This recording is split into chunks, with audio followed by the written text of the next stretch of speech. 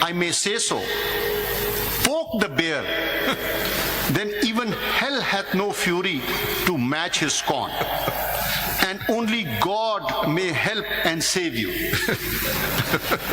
Let me share a secret with you all today, that I have faced such wrath of this bear many times. Ladies and gentlemen, let me tell you, the experience was not pleasant. Honorable Chief Justice and my brother judges, Attorney General of Pakistan, Vice Chairman Pakistan Bar Council, President of the Supreme Court Bar Association, members of the bar, ladies and gentlemen. Sir, I have very mixed feelings to formally bid farewell to you as the Chief Justice of Pakistan. On the one hand, I am sad for you to leave, as we will surely miss your pleasant sense of humor and abruptness with which you always kept us on our toes. And at the same time, happy that you are leaving in good health and knowing that you'll be able to enjoy your lovely family. On a personal note, I have found you to be a good, caring human being. To some, this might sound strange, but let me share with you, ladies and gentlemen, if you meet, greet, and treat Justice Qazi Faiz Isa with a smile and humility, he will reciprocate with such gentle softness, politeness, and care that it will leave you astonished, if not shocked. But mind you, if you in any way provoke him, or if I may say so, poke the bear, then even hell hath no fury to match his scorn. And only God may help and save you. Let me share a secret with you all today, that I have faced such wrath of this bear many times.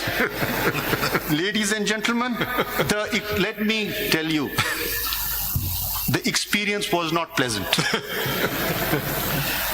As a judge sharing the bench with Justice Qazi Faiz Isa, I have learnt a lot.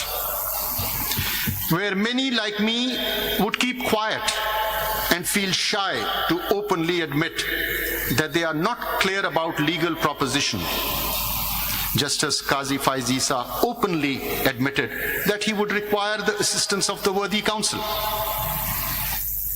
But when it came to the rights of women, and more particularly cases relating to their inheritance, Justice Qazi Faiz Isa would leave no bounds to ensure the preservation of their rights, and that too with the full might of the court.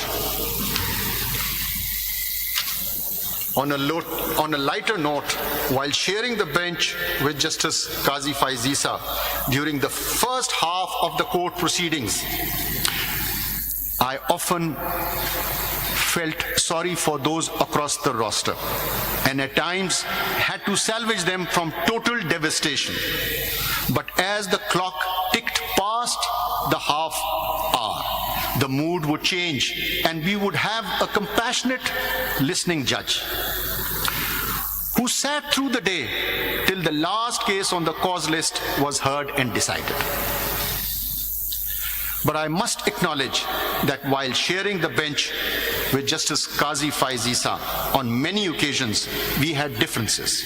But let me tell you, he was always ready to hear my point of view, and was open to persuasion, a characteristic which very few possess, and one must strive to inculcate in ourselves. Now to my commitment, sir.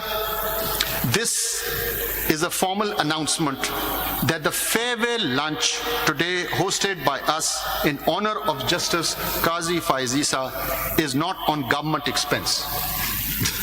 He's been cruel. He has imposed the entire expenses on me.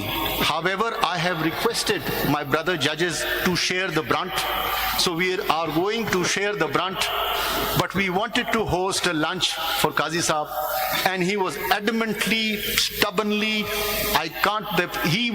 he was in no mood to accept it. Finally, when we said we're going to commit ourselves, he has agreed. Now, as for what lies ahead, let me assure all that with the blessings of Allah Almighty, for the citizens of Pakistan, rule of law shall rule. Principles of trichotomy of power shall prevail. Dignity of a judge and majesty of the court shall be strictly ensured. Be it a civil judge sitting in Boni Chitral or my brother judge sitting next to me today. The grievances of the bars shall be immediately attended to. Now I come to your request. It will be transgression on my part to commit any suggestions that you've made. But I promise you, 11:30 Monday, if you come to my chamber, we will discuss it and hopefully we will pass appropriate orders. Okay. Now, immediate focus would have to be extended to the furthest districts. Jiwani in Balochistan, Tank in Khyber Pakhtunkhwa, Gotki in Sindh, and Sadiqabad in Punjab. I will pause here. You see, Peshawar, Lahore, Karachi, Quetta, they have the immediate attention of the high courts, the government. It is these furthest districts which deserve our attention, and the best of the best judges should go because they deserve them more than anyone else. So the first priority would be, and I apologize, I had certain invitations extended to me last night, and I told them, I promise you, let me first handle these furthest districts, and then inshallah I'll come. We move on. Immediate attention would have to be rendered on facilitating attendances and cases of women, children, and disabled. Finally, improving the justice delivery process, be it automation, alternative dispute resolution, better case management, or human resource development. Ladies and gentlemen, this is a Herculean task. Let me tell you, I had the taste of it for a short while. And I tell you, this requires planning and patience from everyone. Planning from our side and patience from your side.